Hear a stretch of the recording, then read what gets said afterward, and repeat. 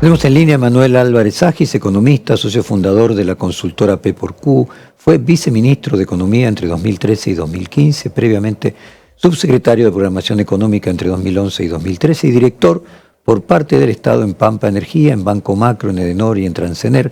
Además fue consultor del Banco Mundial y de las Naciones Unidas, entre otras instituciones financieras internacionales en materia macroeconómica.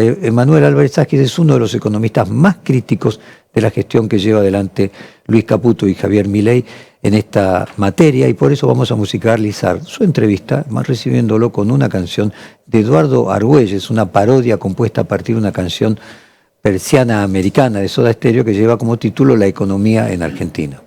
La economía en Argentina se desbarrancó y me parece que ya no la arreglan. Y el mago de hoy, el peso cae fuertemente porque el dólar ya se disparó y la inflación devorándote. Sé que te angustia pensar cómo llego a fin de mes, es difícil de creer. Muy buenos días, Manuel Álvarez Agis. Primero, una pregunta introductoria. ¿Tiene consistencia el plan económico que está llevando adelante Caputo y Milei en una consistencia macro profunda hacia alguna dirección? Bueno, vos recién hablabas de mi posición crítica respecto al programa. Yo la dividiría en dos, digamos. Si vos me preguntabas a mí al inicio del gobierno de la Libertad Avanza qué convenía hacer con la inflación que tenía la Argentina, te hubiese contestado algo, digamos, bastante distinto a lo que terminó siendo la Libertad Avanza. Pero bueno, dado que ganaron las elecciones, me parece que tenían la legitimidad como para implementar el plan que tuvieran ganas. Ahora, lo que me parece es que a mitad de camino ese plan cambió, y creo que hoy, sobre todo el mercado, que es el que se suele adelantar ante estas circunstancias, está penalizando eso. ¿Qué quiero decir? Nosotros teníamos un programa inicialmente que a mí me resultaba bastante inadecuado porque tenía una recesión muy prolongada como metodología para bajar la inflación, una inflación que además, dadas las correcciones que el propio Milei argumentaba que iba a hacer, iba a tardar mucho en llegar. Yo creo que a mitad de camino el presidente se dio cuenta de que la sociedad no estaba para soportar una recesión de 2 años. Como él mismo dijo al inicio de su mandato, él dijo, vienen 2 años de esta inflación, y en el medio se puso a bajar la inflación con una receta que ya aplicamos N veces en el pasado y las N veces salió mal, que es atrasar las tarifas y atrasar el dólar. Obviamente ese atraso de las tarifas y del dólar viene después de un adelantamiento inicial, digamos, producto de la situación tan compleja que asume Milei. Pero si hoy uno se pone a analizar si la inflación está bajando más por el programa de emisión monetaria cero y por el ajuste fiscal, o por el atraso del dólar y por el atraso de las tarifas, bueno, claramente lo que domina es este segundo efecto. Y en una situación donde tenés tan pocas reservas, el atraso del dólar y el atraso de las tarifas es poco sostenible en el tiempo. ¿Y qué atribuís ese cambio de perspectiva? ¿A señales de la sociedad, cuando al contrario, ¿no? Lo que parece es que la sociedad sorprendentemente lo apoya en una proporción mayor a lo que hubiera imaginado un ajuste del tamaño del que se hizo? Digamos, sí, obviamente es un contrafáctico, pero yo creo que el propio gobierno ha mostrado señales de que tiene un ojo puesto en esa sostenibilidad y que le preocupa, porque acordate, Jorge, que en los primeros 30, 40 días del gobierno, por ejemplo, el costo de la medicina prepaga iba a estar determinado libremente por parte de las compañías, y a posteriori de ver cuáles eran los aumentos implícitos en ese programa, se decidió volver a regularlos. Al principio del programa, y de hecho para este mes había previsto un aumento de nafta de 15%, en el entendimiento de que la Libertad Avanza tenía un target en la cabeza de 1 litro de nafta que costara $1.10, $1.20. Bueno, hoy estamos con 1 litro de nafta en 80 centavos, 90 centavos de dólar. Entonces, cuando uno mira todas esas dinámicas, empieza a entender que en realidad la única buena noticia que le genera al presidente ese apoyo es que la inflación todos los meses da un cachito más baja que la del mes anterior. Y la verdad que en el programa original de la Libertad Avanza, esa no era la dinámica de la inflación. La dinámica de la inflación iba a ser más bien un serrucho, digamos, con meses que daban más altos y meses que daban más bajos. Cuando el presidente se queja de que los pronósticos de inflación son todos equivocados y siempre sobreestiman la inflación que finalmente hay. Bueno, lo que omite decir es que los analistas, me incluyo, hacemos los pronósticos de inflación, por ejemplo, tomando en cuenta lo que el propio gobierno dijo en materia de aumentos de tarifas, los primeros días de febrero, que presentó su programa de aumento tarifario. Y hoy el gobierno recién implementó la mitad de ese programa de aumento tarifario. Y la verdad que no estaba previsto que para esta etapa hubiese implementado la mitad. Si lo hubiese implementado de manera entera, en vez de tener 110, 115% de inflación acumulada como tenemos, bueno, le tendríamos que agregar 15 puntos más a esa tasa de inflación. Y yo no sé si con 15 puntos más el presidente tendría este apoyo que vos señalás. Entonces me parece que el problema es que el mercado creyó que venía un programa que iba a ser caso omiso de la resistencia social que usualmente tienen los ajustes, y ahora se empieza a dar cuenta, que se reeditan viejas mañas, se controla algunos precios, se atrasa el dólar, se pospone el aumento de tarifas y la última semana me parece que vino la frutilla de la torta, que es, bueno, se usan dólares, que es el bien más escaso de esta economía, para mantener a raya los tipos de cambio paralelos, a los que paradójicamente le decimos dólar libre. Pero bueno, obviamente ya no es dólar libre. Si tenés 1000 restricciones para comprar dólares y encima del lado de la oferta tenés al Banco Central interviniendo, bueno, eso es básicamente un mercado regulado. Que aclaro, que hay en ciertos programas económicos en los que yo podría estar de acuerdo en tener ese tipo de regulación, pero me parece que no es el que venía a plantear la Libertad Avanza. Entonces uno no puede dejar de notar cierta improvisación y ciertos cambios sobre la marcha. A ver, Emanuel, yo iba a una causa más profunda. El viernes creo que, o el jueves, Juan Carlos de Pablo, que es conocido amigo del presidente, escribió una columna cuyo título es "Milei no está loco", ¿no?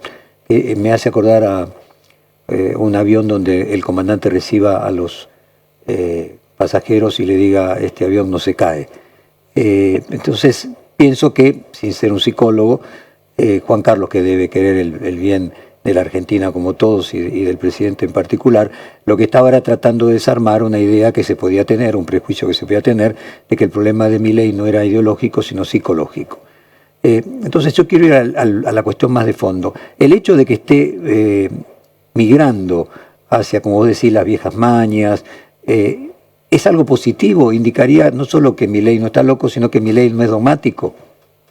Bueno, yo, respecto del perfil psicológico del presidente no opino, digamos, pero creo que particularmente en términos de pragmatismo o no pragmatismo, este es un presidente que venía a dolarizar la economía, prender fuego al Banco Central, cortarse un brazo antes de aumentar impuestos, y acá estamos, ¿no? Con cepo, con más impuestos, con precios intervenidos, con dólares intervenidos, con lo cual, si uno contempla el nivel de deterioro en las condiciones financieras que asume este gobierno y su nivel de pragmatismo, me parece que eso inicialmente es lo que permitió evitar, una crisis mayúscula, digamos, independientemente de que hubo una caída de la actividad económica súper grande. Entonces yo creo que el presidente en eso es muy pragmático y tiene la incomodidad de haber ganado con una retórica, con una teoría económica que no se aplica en ningún lugar del mundo.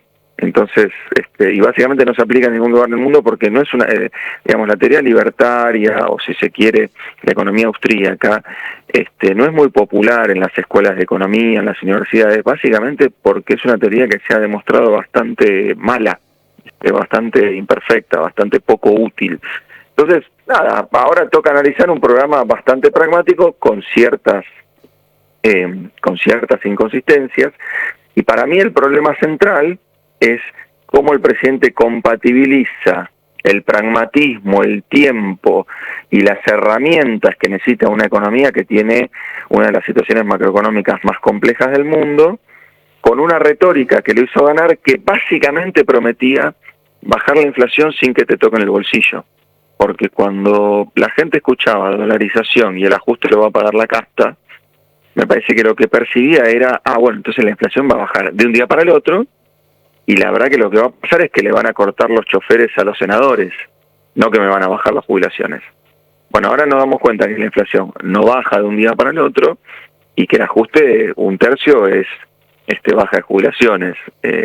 Entonces me parece que yo creo que la contradicción que tiene el presidente es esa, y creo que se da cuenta que la sociedad básicamente votó una baja en la inflación, incluso estando dispuesta a pagar un costo alto en materia de desempleo, que es algo que ya lo hemos visto en la historia, qué sé yo. Yo recuerdo que Menem asume con una inflación de 3.000%, o sea, una hiperinflación, pero una tasa de desempleo bastante baja, digamos, en el orden del 5%.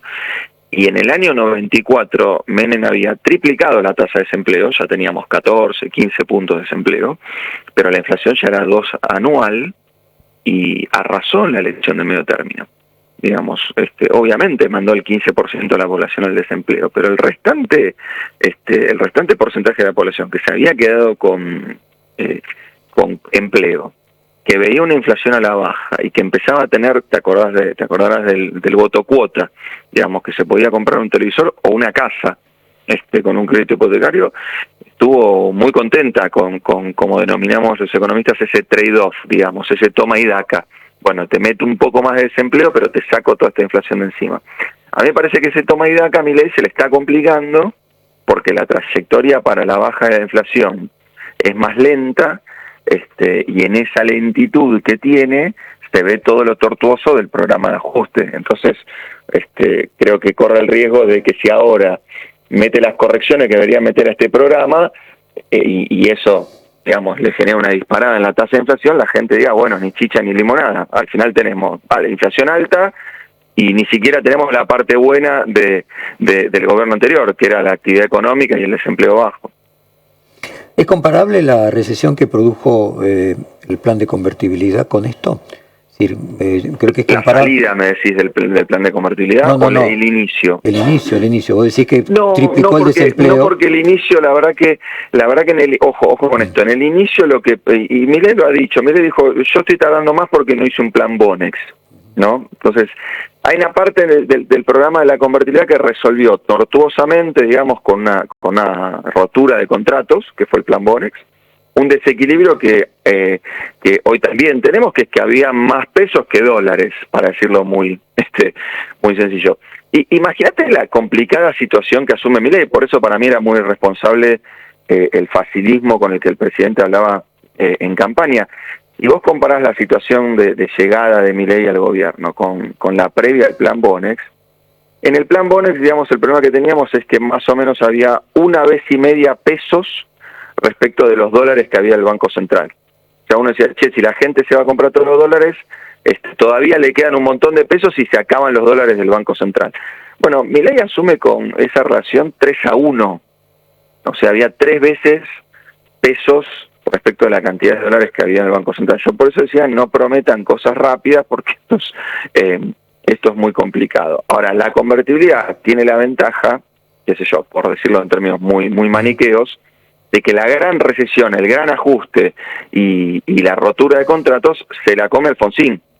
Entonces Menem claramente puede echarle la culpa a Alfonsín, asume antes, hay una transición donde la sociedad incluso le banca una nueva proto-hiperinflación, y después ese deterioro en el desempleo que termina en los 14 puntos del 94, se da vis a vis una economía que se moderniza. Digamos, se da vis a vis tener teléfono, se da vis a vis que dejaron de ocurrir cortes rotativos de luz. Acá me parece que la situación, digamos, tiene algunas similitudes, pero es bien distinta. Básicamente yo creo que Milei intentó forzar un plan Bonex con su declaración de el peso es un excremento, en campaña. Ahora, pasamos del peso es un excremento y de Elon Musk va a venir y nos va a llenar de dólares por el litio en el norte y por la inteligencia artificial en el sur, a vendan sus dólares para pagar impuestos. Entonces, de vuelta, la casta está vivita y coleando, festejando, y la clase media está diciendo, che, tengo la inflación con la que entramos en crisis con el ministro Guzmán y terminamos en la duplicación de la inflación que hizo Massa.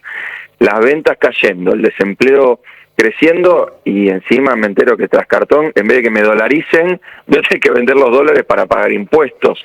Bueno, me parece que el programa está haciendo ruido y, insisto, uno ve medidas que son más parecidas a los últimos 6 meses de una administración, no a los primeros 6 meses de una administración. Entonces, me parece que en ese sentido lo que necesita hacer la Libertad Avanza es reconfigurar un poco el programa económico, comunicarlo, porque yo creo que esto de intentar convencernos de que el programa económico lo conocen solo los funcionarios y lo van aplicando, pero bueno, justo se les ocurre los fines de semana, de sopetón, comunicar las medidas, algunas un sábado, otras un domingo. Bueno, da mucho la idea de que hay cierta improvisación, que no está mal porque la situación es horripilante y es muy complicada, pero me parece que a veces en estas situaciones conviene como tomar la pérdida, decir, bueno, sí, nos encontramos con un pozo que no previmos, vamos a reconfigurar. Ir reconfigurando de a poquito, me parece que deteriora la economía y sobre todo deteriora mucho la palabra y la credibilidad del gobierno. Emanuel, una pregunta más por mi parte y te voy a pasar luego con el resto de la mesa, que tiene que ver con la causa irreductible.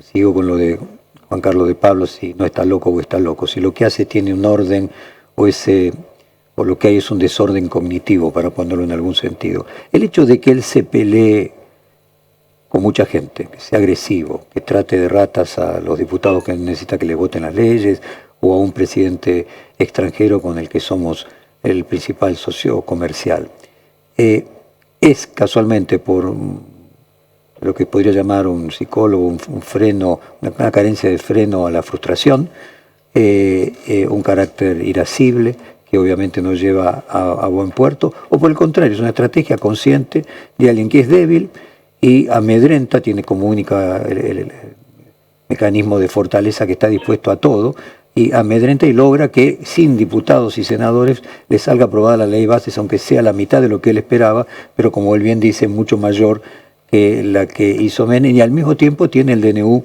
vigente. ¿Es una técnica, una estrategia para conseguir resultados, o es una deficiencia del carácter? Mira, yo te digo algo que me ha tocado discutir con muchos clientes, con contenedores de bonos, ¿no? Que cuando veían justamente lo que vos señalás, ¿no? Esto de, bueno, un Milei que necesitaba una ley, y tenía, digamos, esas palabras tan altisonantes para diputados, senadores, decían, bueno, ¿cómo puede ser que el presidente...?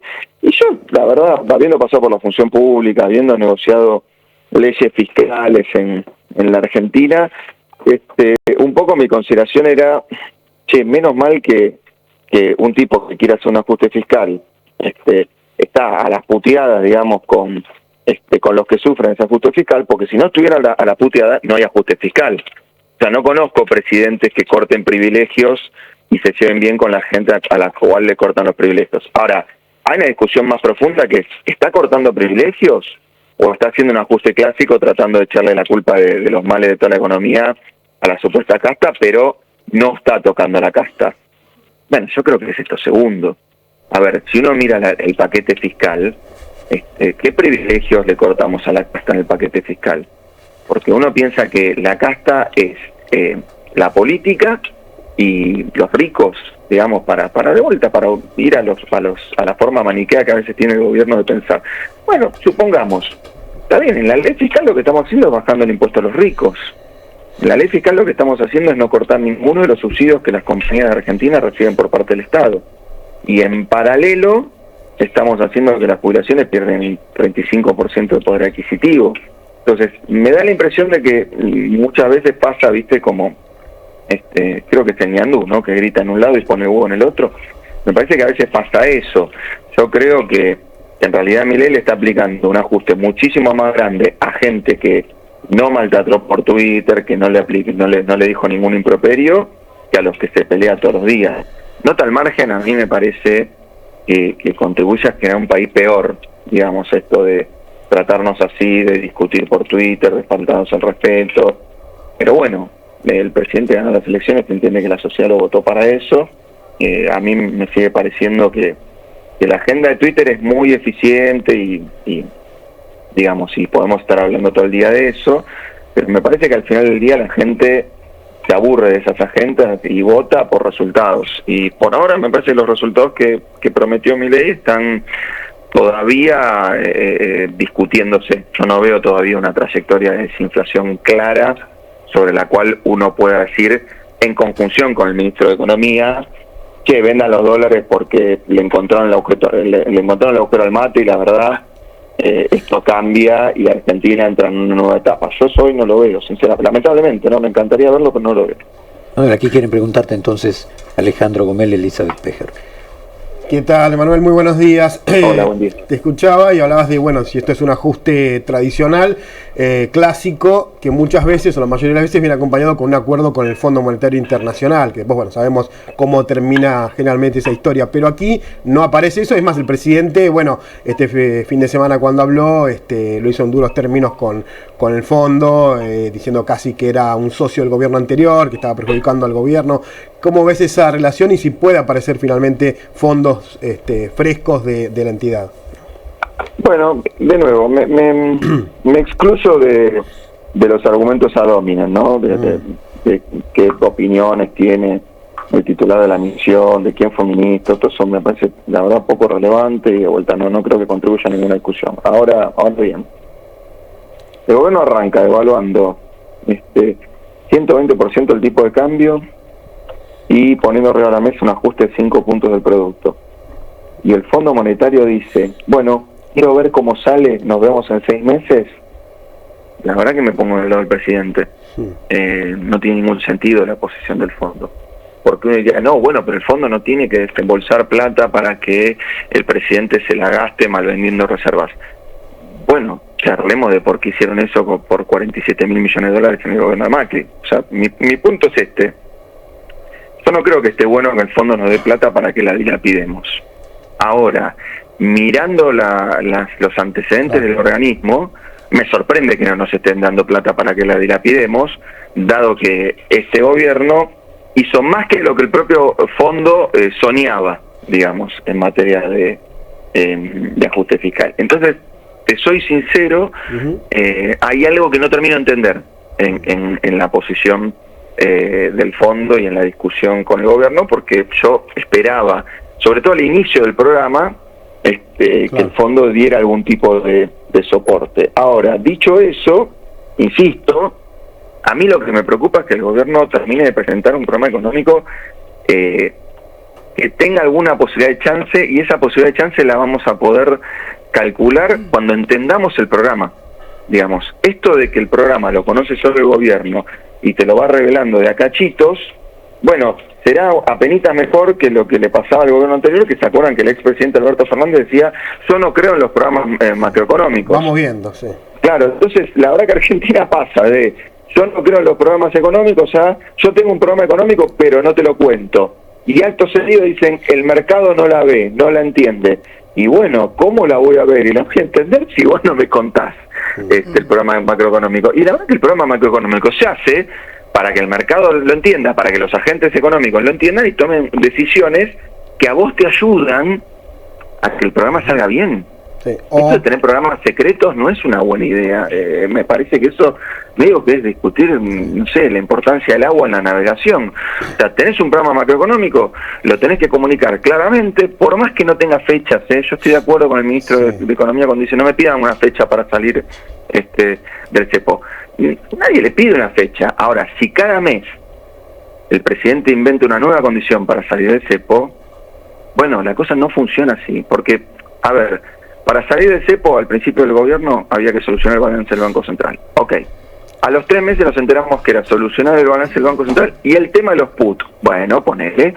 Al mes era el balance del Banco Central, los put y que la inflación converja al 0. Y hace 5 días, el balance del Banco Central, los put, que la inflación converja al 0, pero en el medio de un paso intermedio que es que la inflación vaya al 2. bueno, de vuelta, después no nos preguntemos por qué el dólar es un barrilete, si vemos esos niveles de variación en las condiciones para salir del cepo. Sería una hipótesis ya, ¿no? Pero sería tal vez esperar que llegue fin de año y que Trump finalmente active un acuerdo con el Fondo Monetario. ¿Sería hacer tiempo para eso?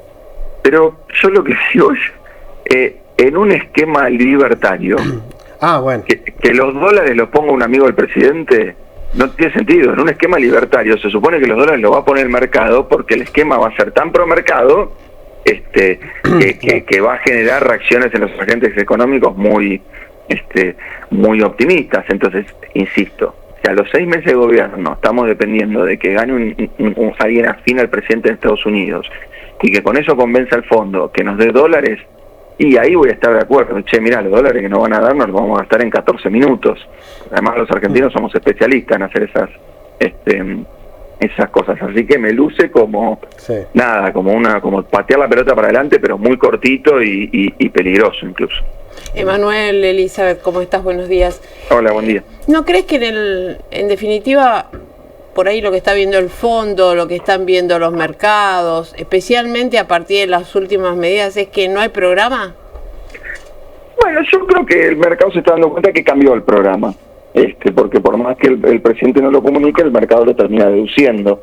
Y cuando uno se da cuenta que es un presidente que hace todo para que la inflación le dé mes a mes caídas, la pregunta que obligada es, bueno, pero la economía ya está acomodada para que la inflación mes a mes nos dé caídas, o faltan hacer cosas. La respuesta es, faltan hacer cosas. Entonces lo que termina pasando es que el mercado termina penalizando esa suposición, porque de vuelta, insisto, no es que sea algo que el presidente aclaró. Insisto con esto, estamos recontra tiempo de acomodar, estamos recontra tiempo de corregir el programa. No es grave que el presidente le tome 1 año y medio arreglar el desparramo que le dejó el gobierno anterior.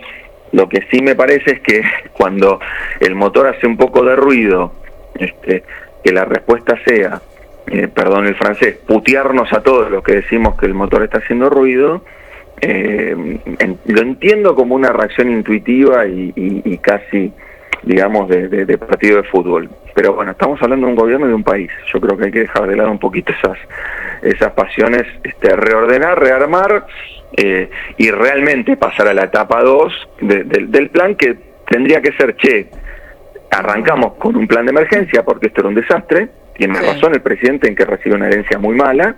Bueno, ahora pasamos a un programa que tiene estos lineamientos, nada demasiado sofisticado, pero que el mercado pueda entender los lineamientos, que no los tenga que deducir todos los días a partir del último tuit del presidente.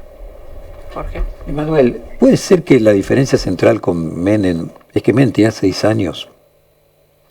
O sea, creo que hay una diferencia allí en la prontitud. No, Jorge, yo pienso lo siguiente. Se podía equivocar, quiero decir, porque Menem también se equivocó, no la pegó, tuvo que cambiar, puso lo de Mujibor, puso a su ministro de Economía de La Rioja hasta que finalmente llegó Cavallo. No, pero me parece que hay una diferencia de concepción en lo siguiente. Viste que el actual presidente en realidad arrancó con una agenda de reformas estructurales muy ambiciosa, incluida en el decreto y en la ley bases, y argumentaba que esas eran las reformas que le iban a permitir bajar la inflación.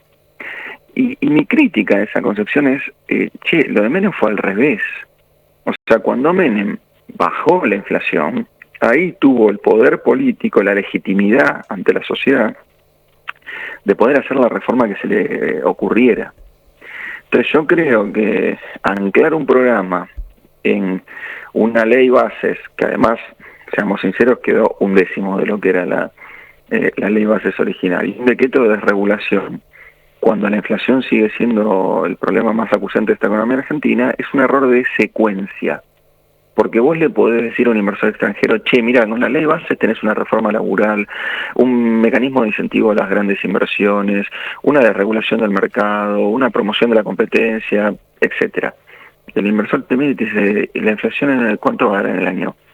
140. Ah, ok. ¿Y sigue habiendo cepo? Sí.